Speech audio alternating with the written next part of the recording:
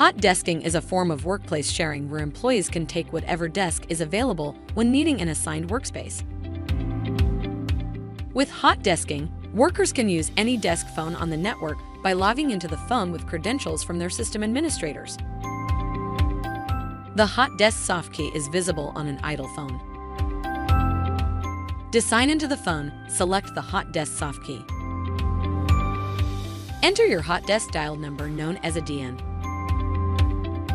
Select the Enter soft key. Enter your PIN. Select the Enter soft key. Your DN shows at the top of the screen. When you are done using this phone, select the Logout soft key. Your DN and name show on the screen. Select the Logout soft key. The phone returns to the prior state.